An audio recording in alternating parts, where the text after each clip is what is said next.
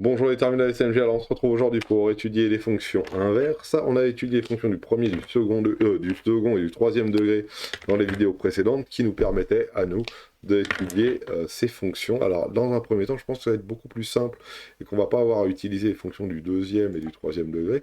Ça viendra avec le temps. Mais on va commencer par donc l'exercice 27 qui nous demande d'étudier la fonction f de x est égale à 1 sur x, et on nomme CF la courbe représentation de f. Quelle est l'image de f par chacun des nombres suivants? Et vous voyez que l'ensemble de définition, il va de moins l'infini ici à 0, 0 ouvert, et 0 jusqu'à plus l'infini. Donc grosso modo, elle n'est pas définie en 0. En effet, hein, je vous rappelle, la fonction inverse, elle n'est pas définie en 0 parce qu'on n'a pas le droit de diviser par 0. 1 divisé par 0, ma calculatrice va me dire non, et ça n'a aucun sens de pouvoir diviser par 0. C'est pour ça que l'ensemble de définition, ouais, c'est ce qu'on appelle R étoile. Ça veut dire toutes les valeurs de x, sauf 0. Ici, ils l'ont écrit de moins l'infini à 0 non compris, union 0 non compris, plus l'infini. Voilà, c'est une manière un peu plus rigoureuse d'exprimer ça. Donc, 1 sur x, quelle est l'image par la fonction f des nombres suivants? 1. Alors, c'est facile, hein. F de x, on a dit que c'était donc 1 sur x. Et moi, je veux l'image de 1. Donc, il faut que je calcule f de 1. Bah, f de 1, c'est lorsque je remplace x par 1, ça fait 1. F de 0,5. F de 0,5, c'est 1 divisé par 0,5. Et 1 divisé par 0,5, ça va faire 2. Etc., etc., etc. F de 0,1, ça va faire 1 divisé par 0,1. Tout ça, ça va faire 10. Alors comment je sais? Bah, il y a juste à la taper sur une calculatrice pour savoir, hein. Mais je pense que ça va quand même le faire. Hop, f de 0,01, ça fait ça et ça fait 100. Vérifions. Donc plus je vais me rapprocher de 0, et plus je vais avoir les nombres qui vont être grands. Et en effet, 1 divisé par 0,01, ça va faire 100. Et f de 0,00, puis il n'y en a que 2. 0,1, donc ici, ça va faire donc 1000. Voilà, on est bon. Que peut-on dire de f de x lorsque x prend des valeurs de plus en plus proches de 0? Bah, on dit que f de x va être de plus en plus grand. Donc voilà comment ça se note. F de x va être de plus en plus grand et plus en plus grand dans les positifs, hein. Donc ça va augmenter, hein. Elle va être de plus en plus... Mais attention, on se rapproche de f de x, hein, par les positifs, hein. On se rapproche de 0 par les positifs. On est bien bon? On est bon. Quelles sont les images des nombres suivants? 2, 5, 10, 100 et 1000. Bon, bah, facile, hein. Si je remplace x par 2, hein, f de 2, ça va faire 1,5, ce qui fait 0,5. F de 10, ça vaut 1 dixième, ce qui vaut 0,1. F de 5, ah j'ai oublié F de 5. F de 5, ça vaut 1 sur 5, ce qui fait 0,2. Donc F de 2, ça vaut 0,5. F de 5, ça vaut 0,2. F de 10, ça vaut 0,1. F de 100, c'est 100. Ouais, c'est 100. F de 100, ça fait 1 centième. 1 centième, ça fait ça. Et vous doutez bien que F de 1000, ici, ça va nous faire donc 1 millième. Et 1 millième, c'est quelque chose de comme ça. Donc plus x augmente, f de x va être de plus en plus proche de 0. De plus en plus proche de 0 lorsque x augmente, hein, lorsque x devient grand. Et je pense que c'est la question B. Voilà. La courbe admet donc deux asymptotes. Quelles sont-elles? Alors, on va essayer de la tracer, cette courbe, une bonne fois pour toutes. Alors, pour ça, regardez, on va prendre GeoGebra, et puis on va lui demander de me tracer 1 sur x. Alors, je vais prendre une nouvelle fenêtre, peut-être, voilà. Merci. On va ouvrir en grand, ici, et on va lui demander, est-ce que tu pourrais me tracer la fonction 1 sur x, s'il te plaît? Et voilà. Alors, qu'est-ce que c'est que des asymptotes? Alors, regardez, c'est très simple, hein. C'est les droites qui sont ici, tac et tac. Si je prends par exemple la droite, x égale 0, x égale 0, voilà. C'est cette droite-là, là. C'est tout l'ensemble des points qui ont comme abscisse 0. Donc c'est tous ces points-là, hein. Ce point-là, il a pour abscisse 0, ce point-là, il a pour abscisse 0, etc., etc., etc. Et la deuxième asymptote, hein, qu'on a vu aussi dans le cours, c'est y égale 0. C'est cette asymptote-là, c'est l'axe des abscisses, oui, c'est l'axe des abscisses, je vais le faire en rouge foncé, voilà, bien en gros. Voilà. Et ça veut dire que la fonction, hein, 1 sur x, elle va essayer de se rapprocher lorsque x devient très très grand ici, hein, de 0, et lorsque j'ai x qui devient très proche de 0, elle va se rapprocher de x égale de la droite, x égale 0. Donc si je veux répondre à la question, quelles sont les deux asymptotes? Donc ça c'est vu dans le cours. Hein. Asymptotes, c'est les droites dont la fonction se rapproche. Hein. Il y en a deux. La première droite, c'est y égale 0, et la deuxième droite, c'est x égale 0. C'est les deux droites. Alors là, quand j'écris ça et ça, hein, c'est bien les deux droites qui m'intéressent. Bon, très bien. Parmi les courbes ci-dessous, laquelle est la représentation de CF? Bah, ça va être assez facile. Hein. Ça, c'est une fonction du troisième degré, hein, et ça a l'air d'être plutôt celle-là, une autre fonction qui va bien. Hein. Donc ici, c'est la réponse B. Il n'y avait pas d'autre question. Ouais, c'est celle de droite. Hein.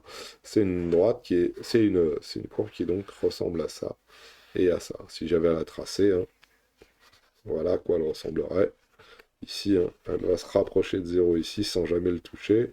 Là, ça va se rapprocher de 0 sans jamais le toucher. Ici, ça va grandir, hein, et puis elle n'est pas définie pour x égale 0. Hein. Donc voilà, celle que vous avez vue en rose précédemment. Donc c'est bien celle-ci, la bonne réponse. Voilà. Ah, on y va pour le 28.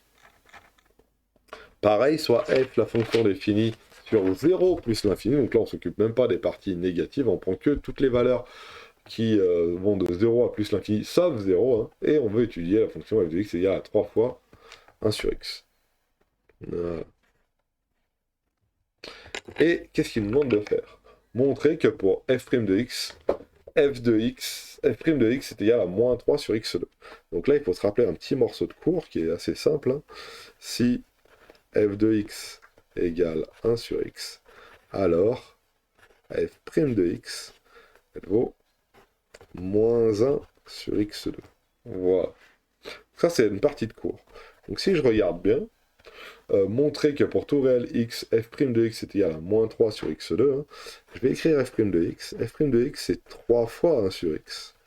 Donc si je calcule f' de x, quelle est la dérivée de 1 sur x? Bah, la dérivée de 1 sur x, je l'ai écrit ici, c'est moins 1 sur x2, et tout ça, c'est multiplié par 3, parce que j'ai un petit 3 qui est multiplié, exactement comme les polynômes, hein, quand on voulait la dérivée de 2 fois x, c'était 2 fois la dérivée de x, et là j'ai la dérivée de 3 fois 1 sur x, donc c'est 3 fois la dérivée de 1 sur x, donc voilà, et tout ça, donc ça fait donc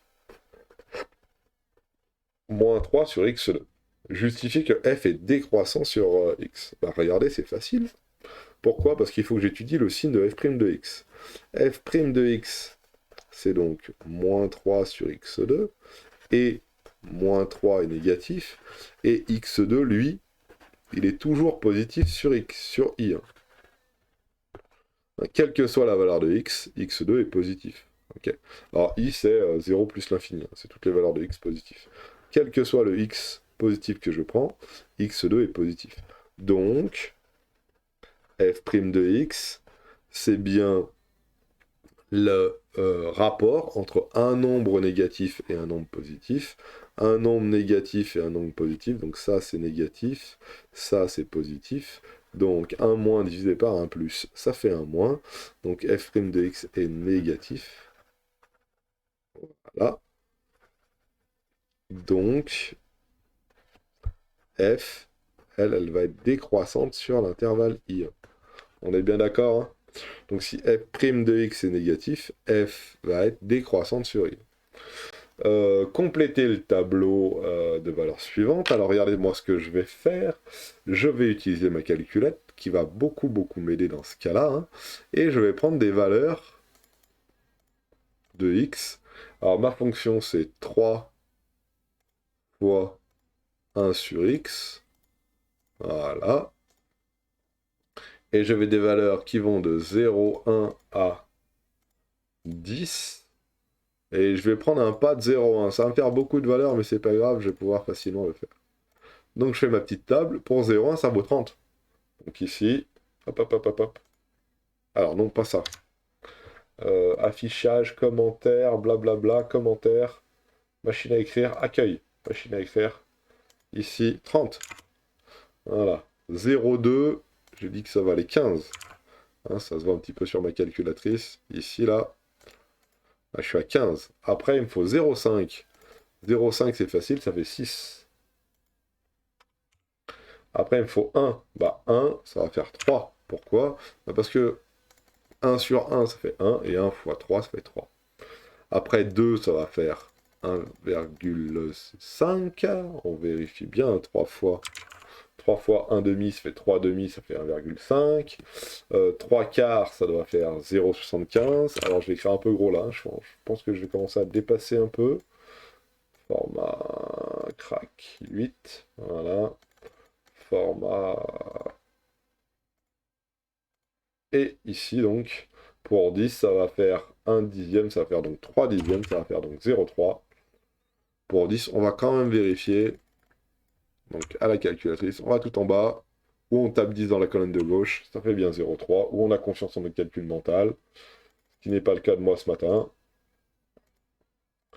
Donc on est bon. Et puis voilà, crac, crac, crac, ici, ici, et ici. Voilà, impec. Donc, 30, 15, 6, 4, blablabla, et on veut tracer la courbe, ça tombe bien, j'ai un peu de place ici pour la tracer correctement. Je pourrais la tracer, ouais, je vais la tracer à grand coup de GeoGebra. Oh non, je préfère la tracer ici. Regardez bien, hein. 30, alors j'ai au max, on va obtenir 30 ici pour 0,1. 30, si je mets ici 25, 20, 15, 10, 5, 0. Allez, c'est ira 0, hein, on verra bien. Hein. On va vérifier qu'on ne s'est pas trompé. 0, 5, 10, 15, 20, 25. Et il faut qu'on fasse tous les nombres de 0 à 10. Alors, 1, 2, 3, 4, 5, 6, 7, 8, 9, 10. Très bien. Regardons un petit peu ce qu'on a. Pour x qui vaut 0,1, je suis à 30. Alors 0,1, attention, c'est pas 0,1. 0,1, c'est ici. Hein. C'est pas là, hein, c'est pas pour 0, c'est juste à côté. Et je suis à 30, donc mon premier point, lui, se situe là. Voilà. Je ne suis pas du tout collé à l'axe des ordonnées. Hein. Je suis juste à côté. Juste là. Voilà. Et après, je continue. 0,2, 15. Alors 0,2, c'est juste là. 15, hop, tout de suite, je suis déjà ici. Vous voyez? Je suis déjà un petit peu à côté de l'axe et je suis déjà ici. Hein. 0,5, 6. Ah, pour 0,5, je suis à 6. Donc ça décroît très très vite. Voilà. Après, pour 1, je suis à 3. Donc pour 1, je suis à 3. Là, je suis à 2,5. Donc 3, ça va être un petit peu au-dessus. Pour 2, je suis à 1,5. Donc 1,5, c'est par ici. Donc vous voyez, c'est très très proche de l'axe. Hein. Pour 4, donc là, je suis à 2. 4, c'est ici. Je suis à 0,75. Puis vous voyez, on est très très proche de l'axe. Pour 10, je suis à 0,3. Je suis carrément ici, vous voyez.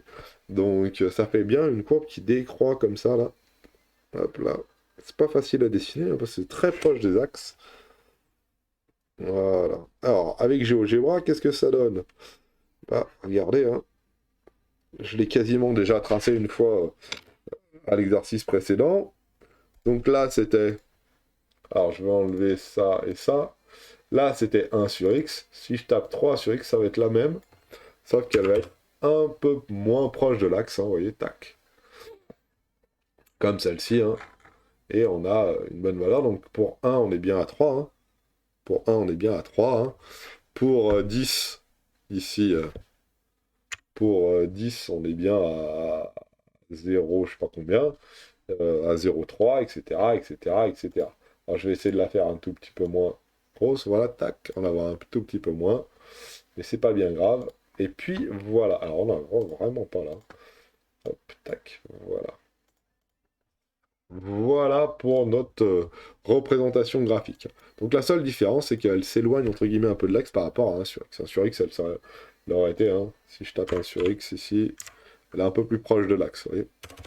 Donc voilà. Alors regardons l'exercice d'après, je crois que ça on a fini pour celle-là, hein. Pour la représentation, je pense qu'on a terminé, hein.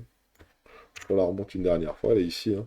Hop, pour 0 jusqu'à 10. On est bon. Et on fait la suite. Ah non, j'ai dit 40 à 50. Je suis au pas en 50 là. Qu'est-ce que j'ai fait? J'ai oublié de changer. Qu'est-ce que j'ai dit? Ah, j'ai oublié de changer. Bon, bah ça c'est juste le 27-28 pour celui-ci. J'ai oublié de changer le titre. Donc, bah tant pis, hein, ça restera comme ça. 27-28. 27 et 28. Et on va passer à tous une très bonne journée.